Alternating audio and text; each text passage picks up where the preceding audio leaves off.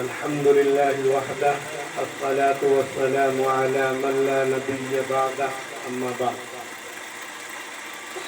أعوذ بالله من الشيطان الرجيم بسم الله الرحمن الرحيم قل إن كنتم تحبون الله فاتبعوني يحببكم الله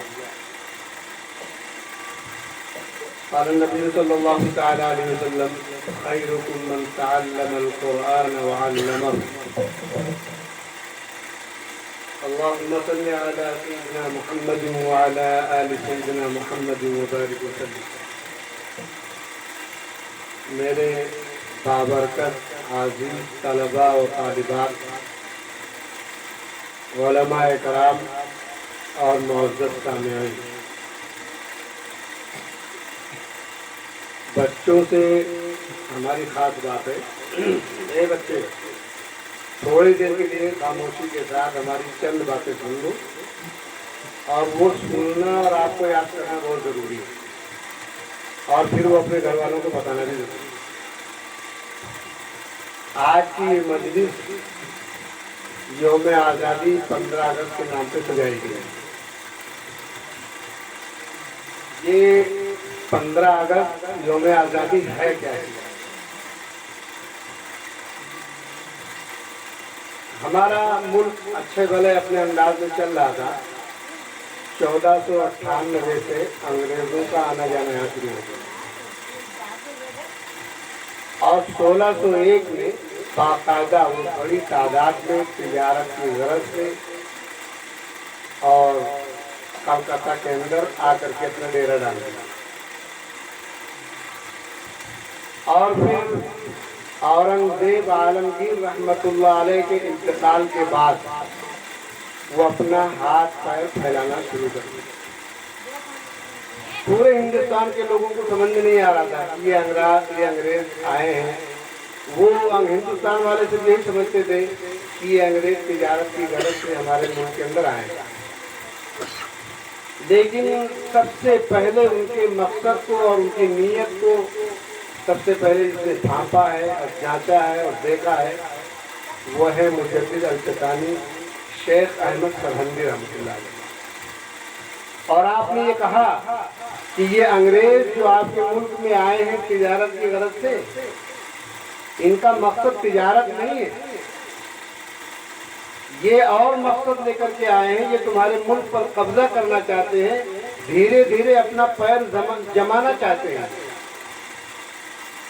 ہندوستان کے لوگ یہ کہہ رہے تھے کہ یہ حضرت کیا کہہ رہے ہیں، اتنی دور سے آئے ہوئے تجارت کی غرض سے یہ لوگ، اور اتنی بڑی سلطنت اور اتنی بڑی حکومت پہ قبضہ کیسے کر رہے ہیں.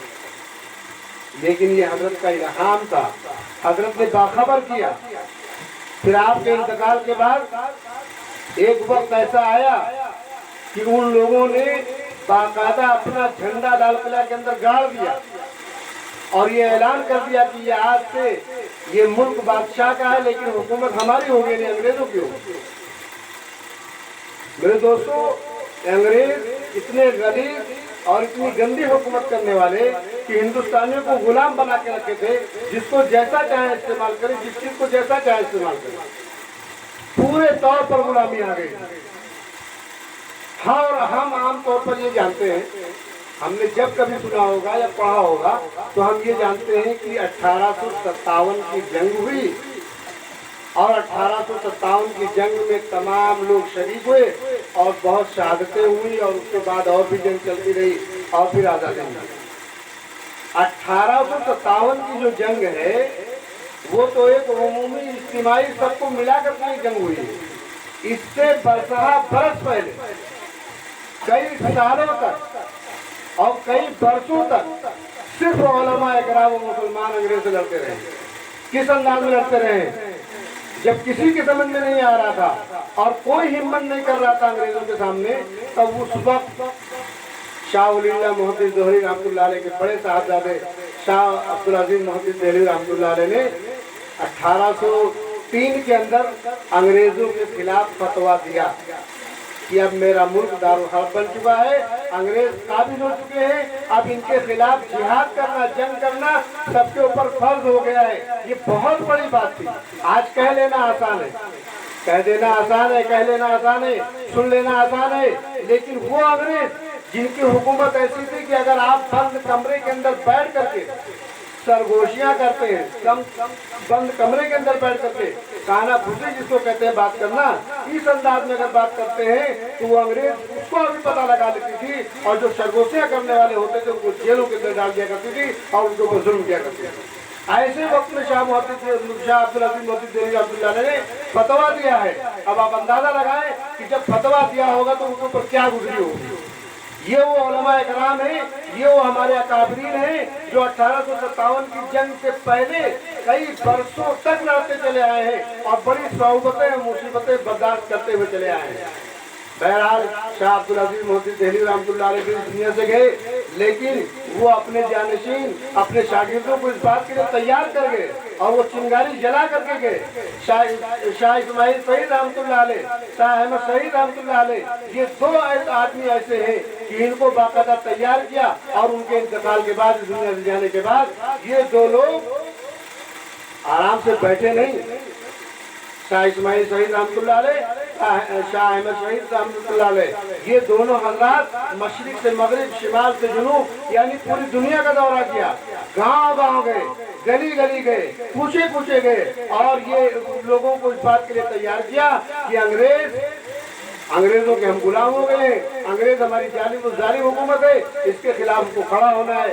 सबको उभारा, सबको तैयार किया और फिर वो वक्त आया कि जब इतनी मेहनत और कोशिश हुई तब फिर जाकर के 1857 की जंग हुई है। और 1857 की जंग, और इससे पहले बताऊं आपको, सुल्तान टीपू शहीद रहमतुल्लाह अलैह इतने बहादुर और जरी इंसान, और जब उनको शहीद किया गया है सुरंगापट्टनम के मैदान के अंदर, तो अल्लाह ने उनको इतना जलाल, इतना रोब दिया था और इतने बहादुर थे वो कि शहीद करने के बाद भी अंग्रेज उनकी लाशें कहीं नहीं जा पा रहे थे।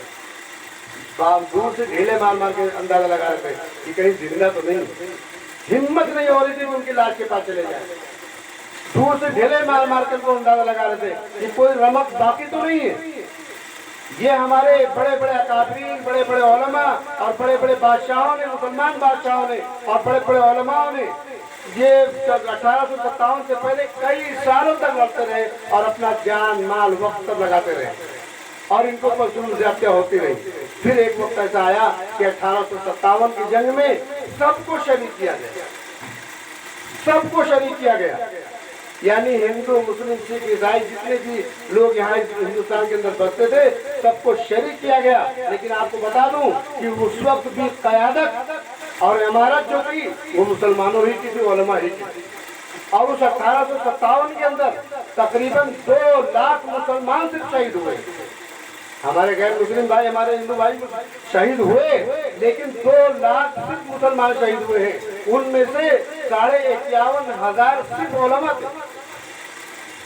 आज बड़ी आसानी के साथ हमारी तारीख को मिटाया जा रहा है, बड़ी आसानी के साथ सुल्तान टीपू शहीद के शक्ल को मिटाया जा रहा है, उनको दूसरी शक्ल में पेश किया जा रहा है। हम मुसलमानों की कुर्बानियों के, हमारे उलमा की कुर्बानियों को एकदम भुलाया जा रहा है। आज हमें जरूरत है कि हम अपने उलमा की कुर्बानियों को याद करें और उसको याद रखें और दूसरों को बताएं और फिर उसी तरीके से अपने अंदर हिम्मत भी पैदा करें।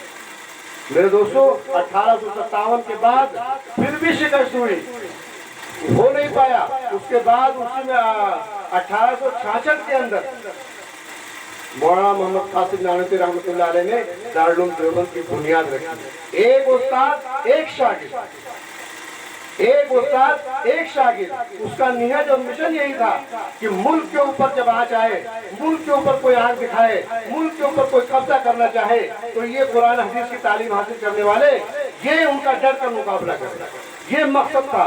और इसी मकसद के तहत में शेखुल हिंद महमूद हसन देवबंदी रहमतुल्लाह अलैह माल्टा की जेल में रहे, मौलाना हुसैन महमूद नदवी रहमतुल्लाह अलैह माल्टा की जेल में रहे, और बहुत सारे उलमा इकराम, मौलाना रशीद अहमद गंगोही और बहुत सारे उलमा इकराम, इन लोगों ने अंग्रेजों से बहुत जुल्म बर्दाश्त किए, ऐसे जुल्म बर्दाश्त किए हैं। और सिर्फ इतना ये कहा, अंग्रेज ये कह रहा है कि तुम्हारे जुल्म हटा दिए जाएंगे, तुम्हारे जुल्म खत्म कर दिए जाएंगे, तुमको रिहाई कर दी जाएगी, लेकिन तुम सिर्फ अपनी बात वापस ले लो, अपना फतवा वापस ले लो।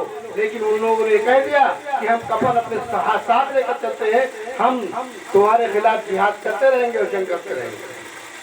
میرے دوستو 2 لاکھ مسلمان 1857 میں شہید ہوئے، اس میں 51,500 صرف علماء تھے۔ علماء کی یہ حالت تھی کہ ہر درخت کے اوپر کئی علماء کی لاشیں لٹکی ہوئی تھی۔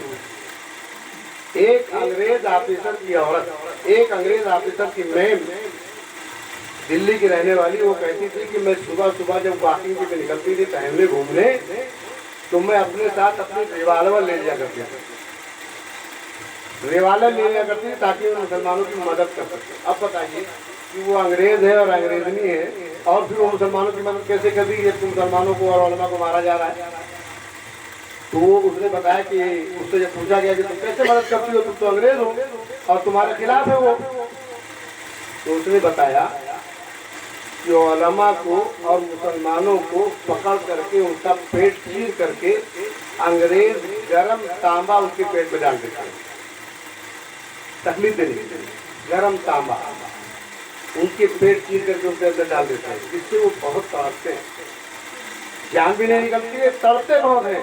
تو جب میں ایسے علماء کو، ایسے مسلمانوں کو دیکھتی ہوں تو اپنے ریوالور سے گولی مار کر کے اور ان کو ان کے جنت میں بھیج دیتی ہوں۔ یہ ہے میری نظر۔ آپ اندازہ لگاؤ کہ اس کے کہنے کے مطابق کہ گرم تانبا پیٹ چیر کر کے ڈال دیا جائے کتنی تکلیف دیتی ہوگی، اور پھر ایسے طور پر ان کے چھوڑ دیا جائے، اور صرف اس بات کے لیے کہ ہم اپنے ملک کی آزادی چاہتے ہیں۔ تو بڑی قربانیاں دی گئی ہیں، اور ان قربانیوں کو ہمیں یاد کرنا ہے، اور پھر جا کر کے 1947 کے اندر یہ ملک آزاد ہوا۔ 1447 کے اندر یہ ملک 1947 میں 15 اگست 1947 کو یہ ملک جا کر کے آزاد ہو گیا۔ اب وہی آزادی اور انہیں کو خراج عقیدت پیش کرنے کے لیے ہم پروگرام کرتے ہیں، اور اس دن کو ہم تہوار کے حیثیت سے مانتے ہیں۔ اس دن میں ہم خوشیاں مناتے ہیں، ترانے گاتے ہیں، گیت گاتے ہیں اور جھنڈے لگاتے ہیں، خوشیاں مناتے ہیں۔ یہ بے شک کرنا چاہیے، ہمارا حق ہے۔ اور میں آپ کو بتا دوں کہ علماء کی قربانیاں اور اپنے اکابرین کی قربانیوں کو ہمیشہ یاد بھی رکھنا چاہیے، اور علماء سے قربت اور محبت ہمیشہ رکھنی چاہیے۔ آپ دیکھیے اس چھوٹے سے گاؤں کے اندر یہ مدرسہ چل رہا ہے، اور یہ مدرسہ کوئی معمولی چیز ہے، یہ بہت بڑی چیز ہے۔ میں آپ کو بتا دوں کہ یہ قرآن کرنے والے، یہ قاعدہ پڑھنے والے بچے اور بچیاں معمولی نہیں ہیں۔ اگر آپ کو کوئی بڑی بیماری لاحق ہو گئی ہو، لا علاج بیماری لاحق ہو گئی ہو، ہمارے بزرگوں کا تجربہ ہے اور کہنا ہے کہ اگر تمہیں کوئی لا علاج بیماری لگ گئی ہو، آپ مکتب میں چلے آؤ، مدرسے میں چلے آؤ، ان بچوں کو کچھ کھلا دو اور ان سے دعا کروا لو، انشاءاللہ تمہاری وہ بیماری دور ہو جائے گی۔ ارے یہ وہ بچے ہیں جن کے لیے چیٹیاں اپنے دلوں کے اندر دعائیں کرتی ہیں، یہ بچے وہ ہیں جن کی مچھلیاں پانی کے اندر دعائیں ان کے لیے کرتی ہیں، یہ بچے وہ ہیں جن کی مسافہ کے لیے، ان سے ملنے کے لیے، ان کے ماتھوں کو چومنے کے لیے آسمان سے فرشتے جوق در جوق نازل ہوتے ہیں۔ ہم کیا سمجھتے ہیں ان کو؟ آج ان بچوں کا پروگرام ہو رہا ہے، اس چھوٹے سے گاؤں کے اندر، اس مدرسے کے اندر ان بچوں کا پروگرام ہے، اور ان کے ماں باپ کا بھی پتہ نہیں ہے کہ کم سے کم آ جائیں اور ان کی ہمت افزائی کر لیں۔ ان کی قدر کرو، ان کی قدر کر لو۔ خیرکم من تعلم القرآن وعلمہ۔ دنیا کے اندر کوئی سمجھتا رہے، لیکن سب سے بہتر وہ انسان ہے جو قرآن سیکھے اور سکھائے، اور یہ سیکھ رہے ہیں، سکھانے والے سکھا رہے ہیں اور یہ سیکھ رہے ہیں۔ ان سے بہتر کوئی نہیں ہو سکتا اس گاؤں کے اندر، اس دنیا کے اندر، اس سرزمین کے اوپر نہیں ہو سکتا ہے۔ میں آپ کو بتاؤں، جب قرآن پڑھتا ہے بچہ، قرآن جب کوئی بندہ پڑھتا ہے تو چونکہ قرآن پڑھنا فرشتوں کو نہیں آتا ہے، جبریل امین کے علاوہ۔ جبریل امین کی صرف اتنی ڈیوٹی تھی کہ وہ اللہ کے پاس سے جاتے تھے، اللہ کے رسول کو پڑھتے سناتے تھے۔ جبریل امین کے علاوہ کسی اور فرشتے کو یہ حق حاصل نہیں ہے، اور ان کو یہ فن نہیں ملا ہے کہ وہ قرآن پڑھتے تھے۔ لہذا جب بچے، بچیاں اور بندے قرآن پڑھتے ہیں تو فرشتوں کو بہت اچھا لگتا ہے، بہت اچھا لگتا ہے۔ حدیث کے اندر آتا ہے کہ فرشتے ان قرآن پڑھنے والے کے قریب سے قریب ہو جاتے ہیں، اور ایک حدیث کے اندر آتا ہے اتنا قریب ہو جاتے ہیں اور قریب ہو کر کے اس کو ہونٹوں کو چومتے ہیں۔ فرشتے ہے یہ فضیلت کسی انجینئر کی، کسی ڈاکٹر کی، کسی پروفیسر کی، کسی بڑے عہدے والے، بڑے ڈگری والے کی ہے یہ کہ فرشتے اس کے ہونٹوں کو بوسا دے؟ इसीलिए इमाम आसिम रहमतुल्लाह अलैह इमाम है, एक इमाम आसिम रहमतुल्लाह अलैह जो मस्जिद नबी के अंदर कुरान पढ़ाया करते थे और उनके मुंह से एक अजीब सी खुशबू आया करती, क्या अजीब सी खुशबू। शागिर्द पूछते थे कि हजरत मुंह में कोई खुशबू रखते हैं, कोई लौंग रखते हैं, कुछ रखते हैं, इलायची रखते हैं? नहीं, कुछ नहीं। एक दिन शागिर्द मस्जिद हो गए और उन्होंने कहा कि हजरत आज आपको बताना पड़ेगा कि आपके मुंह से खुशबू क्यों आती है। तो जब बच्चे मस्जिद हो गए तो हजरत ने बताया कि एक रात ख्वाब के अंदर नबी करीम सल्लल्लाहु तआला अलैहि वसल्लम तशरीफ लाए और कहा, आसिम तुम हमारी मस्जिद में कुरान की तालीम देते हो, इधर आओ, मैं तुम्हारे होठों को बोसा दूंगा। और अल्लाह के रसूल सल्लल्लाहु अलैहि वसल्लम ने ख्वाब के अंदर बोसा लिया है और जिस दिन से अल्लाह के रसूल सल्लल्लाहु अलैहि वसल्लम ने ख्वाब के अंदर बोसा लिया है उसी दिन से मेरे मुंह से खुशबू आ गई। ये है इन बच्चों की औकात, ये है इन बच्चों का मर्तबा, ये है इन बच्चों का दर्जा। और आज हम इन बच्चों के दर्जे को अहमियत ही नहीं दे रहे, इनकी अहमियत ही कोई नहीं समझ रहे। खास तौर पर अगर कोई न समझे तो कम से कम माँ बाप को तो शुक्रगुजार होना चाहिए और माँ बाप को इस बात को समझना चाहिए। देखिए आज इस मदरसे के अंदर प्रोग्राम हुआ, यकीनन 100% कसम खाकर कही जा सकती है कि इस मजलिस में जो बैठने वाले हैं वो नूर की मजलिस में बैठे हुए हैं और अल्लाह ताला इनसे राजी है और इनसे खुश हो गया। इस मजलिस की इतनी बड़ी फजीलत है और हम जिसके साथ बैठ के गपबाजी कर रहे होंगे, यहाँ जिसके पास बैठ के बातें कर रहे होंगे या जहाँ हम सोए होंगे, वो नूर की जगह और नूरी मस्जिद नहीं है। यानी हमारी गलत सोहबत, गलत बैठक, गलत उठना बैठना, गलत सोहबत। अरे कम से कम आज नूरानी मस्जिद कायम होती तो आज इसको सजा लेते और अल्लाह की जात से ये उम्मीद करके कि आज अगर उस मस्जिद में हम जाएंगे और अल्लाह का नूर वहाँ बरस रहा है, अल्लाह की मग़फ़िरत का ऐलान हो रहा है, हम जाएंगे, हमारी भी मग़फ़िरत हो जाएगी और यकीनन हो जाएगी। और के जाए कि हम जहाँ बैठे हैं उसका कोई वास्ता नहीं। अल्लामा रूम ने एक वाक़या लिखा है, बस वाक़या को बता करके मैं बात खत्म करता हूँ। अल्लामा रूम ने वाक़या लिखा है कि गलत सोहबत, बेजोड़ निस्बत, बेजोड़ ताल्लुक, बेजोड़ मोहब्बत कितना नुकसान देती है। अल्लामा रूम ने लिखा कि एक चूहा और एक मेंढक से दोस्ती हो गई। अब चूहा सूखे में रहने वाला है, हमारे घरों में बिल बनाता है, खेतों में बिल बनाता है, सूखे में रहता है और मेंढक पानी के अंदर रहने वाला है। बेजोड़ है कि नहीं? बेजोड़ है, लेकिन दोस्ती हो गई और इस कदर दोस्ती हो गई, इस कदर दोस्ती हो गई कि दोनों एक दूसरे के बगैर रह ही नहीं सकते। अब मेंढक पानी के अंदर चला गया, चूहा मिलना चाह रहा, देखना चाह रहा, तड़प रहा है। तो एक दिन चूहे ने उसको तरकीब बताई कि तुम मेंढक से कहा कि तुम पानी में चले जाते हो और मेरा दिल करता है मिलने के लिए, तो मैं तड़पता हूँ बाहर और तुम आते नहीं हो वक्त, अपने हिसाब से आते हो अपने वक्त में। फिर क्या किया जाए? तो चूहे ने एक तरकीब बताई कि ऐसा करते हैं कि हमारी मोहब्बत ऐसी है कि बगैर देखे बगैर मिले हम लोग रह नहीं पाते। तो एक धागा लेते हैं, एक रस्सी लेते हैं, उसका एक सिरा अपने पैर में मैं बांध लेता हूँ और दूसरा सिरा तुम्हारे पैर में बांध लेता हूँ। जब हमको मिलना होगा हम रस्सी हिलाएंगे, तुम समझ जाना, बाहर आ जाना। मेंढक ने सोचा कि यार मैं तो पानी में महफूज रहता हूँ, ये तो बाहर कहीं भी रहता है, महफूज नहीं रहता है, लेकिन फिर भी मोहब्बत, जैसे आज वो मोहब्बत है कि हम अपने बिस्तरे को नहीं छोड़ पा रहे, आज वो मोहब्बत है कि हम अपने दोस्तों को नहीं छोड़ पा रहे, आज वो मोहब्बत है कि हम आधे एक घंटे के लिए हम अपने उस जगह को न छोड़ करके मदरसे में नहीं आ पा रहे। इसी तरीके से उसकी ऐसी मोहब्बत कि उसने कहा ठीक है कोई बात नहीं, दोस्ती है ना, मोहब्बत है, रस्सी बंधवा लिया। अब चूहा तो सूखे में रहने वाला है, वो बाहर घूम रहा था, एक दिन चील की नजर पड़ गई और चील ने जो झपट्टा मारा चूहे को उठाया। अब जब वो लेकर के ऊपर उठी तो रस्सी कहाँ बंधी हुई है?